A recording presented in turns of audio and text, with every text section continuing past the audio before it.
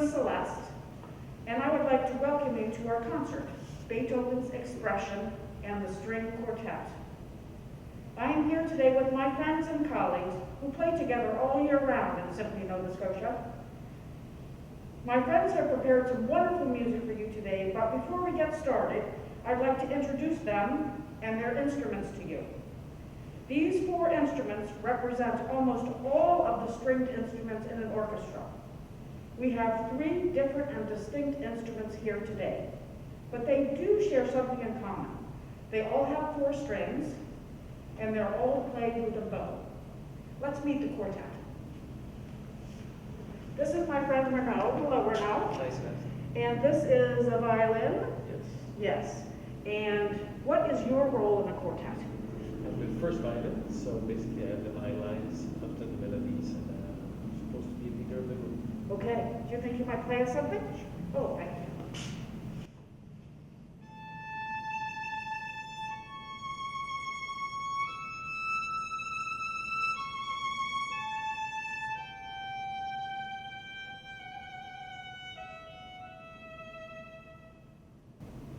Cream. Beautiful, beautiful, thank you. Okay, we have Anita, and Anita is playing second violin, and maybe you could tell us what the difference is between playing first violin and playing second violin. A little bit lower. Okay. First violin plays higher notes, and we play a little bit lower. Okay. And this time third low. Okay. Would you play a little something for us?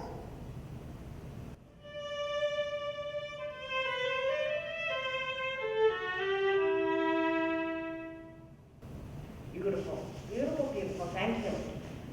Here we have Etienne with some big beast. That looks a lot bigger than the violin to me. What is that thing? It's a viola. And what's the difference between, besides the size, between the viola and the violin? It plays a little bit lower, and yeah, so we still have four strings, but we have A, D, G, and C. Oh. Would you play us something?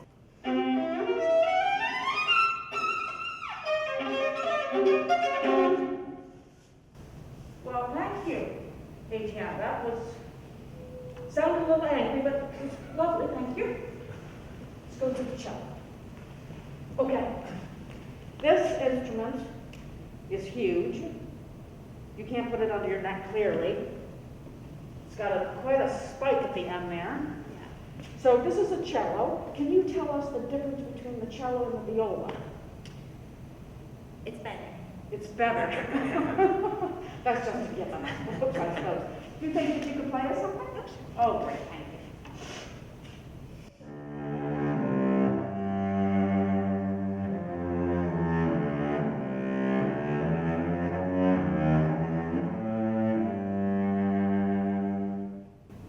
Chocolate, that's what that reminds me of. Nice and deep, but yummy, yummy. Anyway, so a quartet has two violins. Any string quartet has two violins, a viola, and a cello. The one instrument from the violin family that's missing, I bet Rachel would tell us. Missing? What's missing? Oh, yeah. That big humongous Yeah, in the orchestra. Yeah, what's that thing? They stand up and they play the double bass. The double bass, Yeah. okay. So that's the only stringed instrument in an orchestra that's not actually in a string quartet. Anyway, this is what they sound like.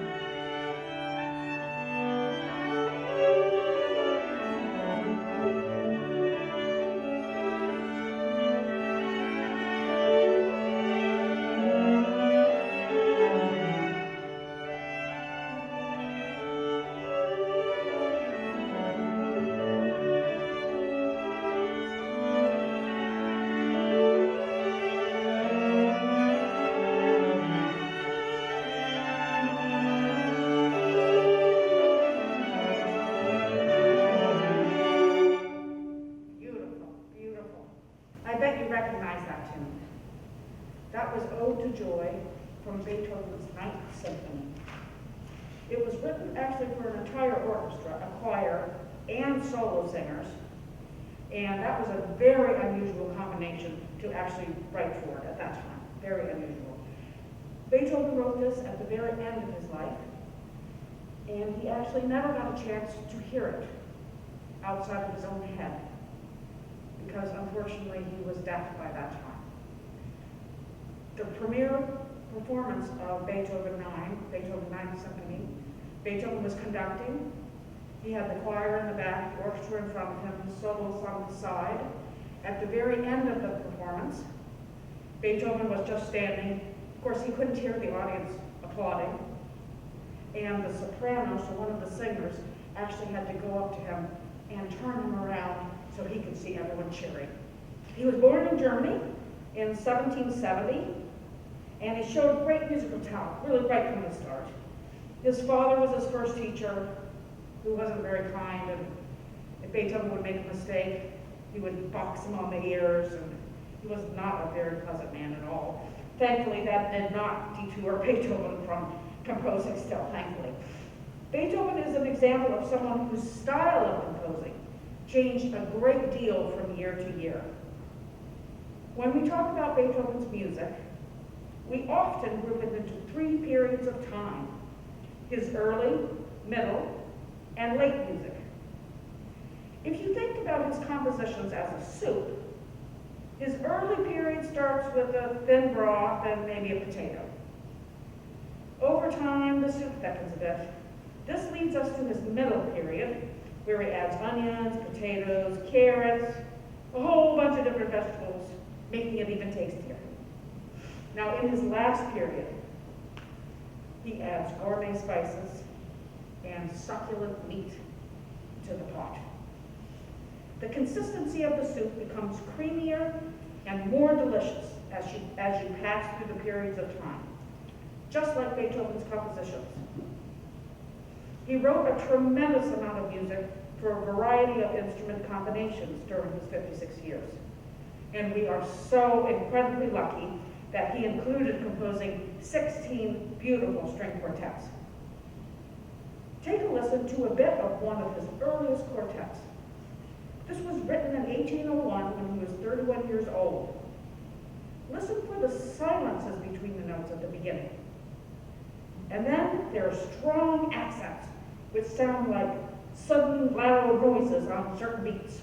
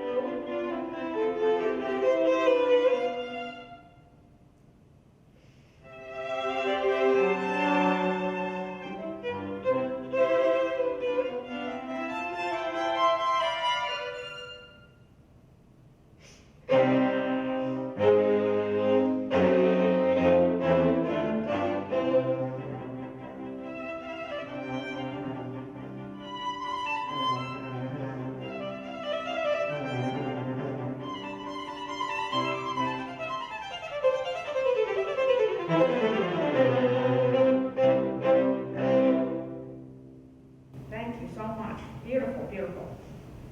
Did you hear the silences at the beginning? It's like Beethoven was making us all wait in anticipation of what comes next. I think that's pretty cool. Did you also hear those accents? In Beethoven's music, the accents often happen when he changes to harmony. And harmony is a group of notes played together and how they change over time. The way Beethoven uses harmony is sometimes surprising and often very moving. 5 years after he wrote what you just heard, Beethoven moved into his middle period and wrote 4 more string quartets. See if you can hear how the style has changed. Listen carefully to the cello line. At the beginning of this piece, it plays a very steady rhythm, like a drum. Later, it changes its role and becomes like a backup singer, and sometimes it even takes on the role of a lead singer. All of the instruments actually change roles throughout this piece, just like the cello line. Okay, here we go.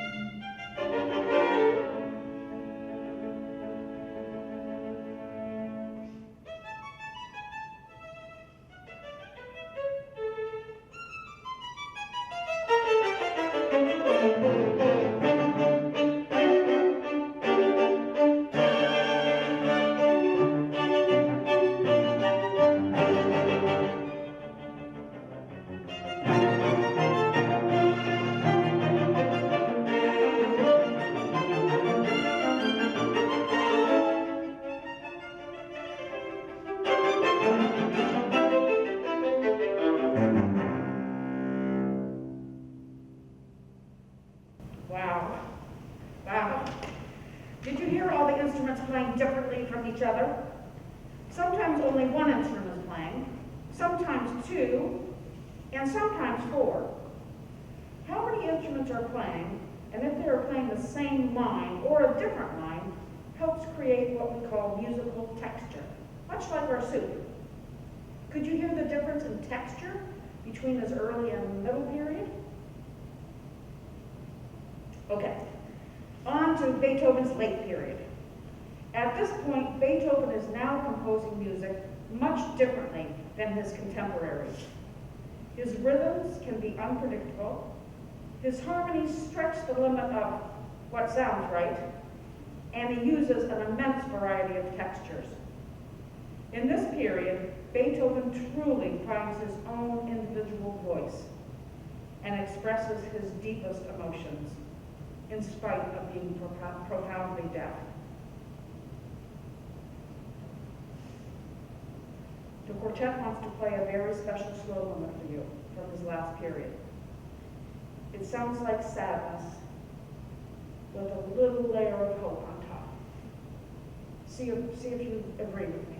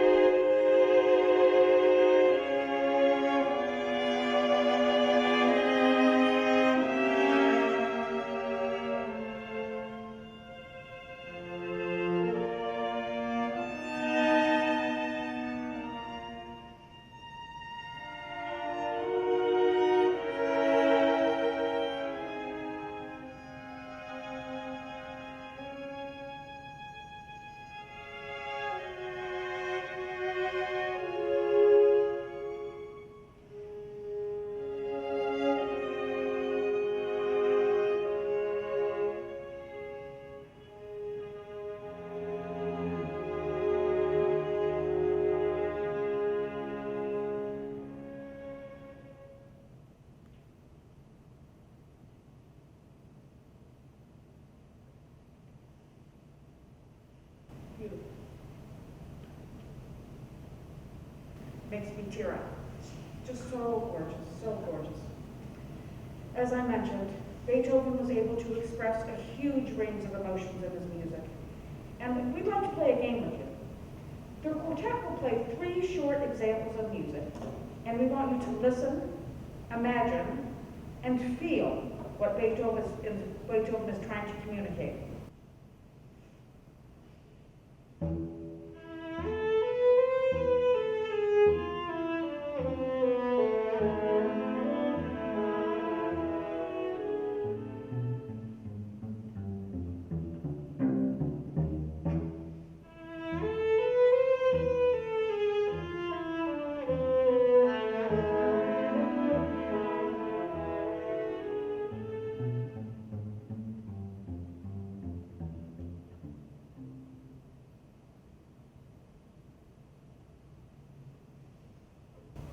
Did that make you want to sway to the music?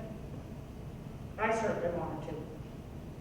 If you felt like dancing, it may be because of the steady rhythm and the special plucked notes in the cello part. But whatever you feel or imagine, it's right, because we all hear music differently. Here's the second example.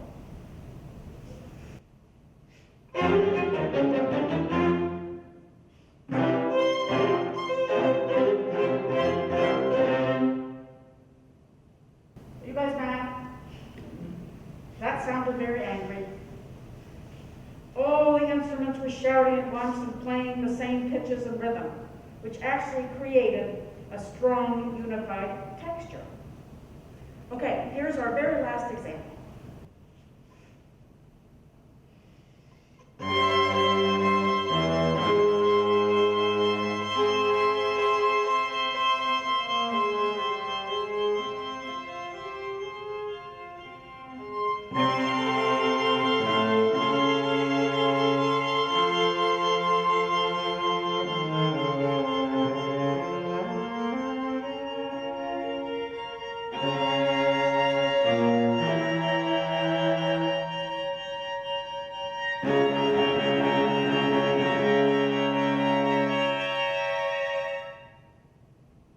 Did that sound dreadfully serious to you? A low statement from the lower strings, and then some screaming violins over here. In fact, Beethoven wrote some words in his score above these exact bars that said, "Must it be?" A very dramatic statement, and I'm curious to know what he meant by it. Well, great job playing our musical game. This takes us to the end of our show. We hope you enjoyed hearing and feeling Beethoven's music as much as we enjoyed playing it for you. And I want to thank our amazing Symphony Nova Scotia String Quartet for bringing Beethoven's music off the page for us.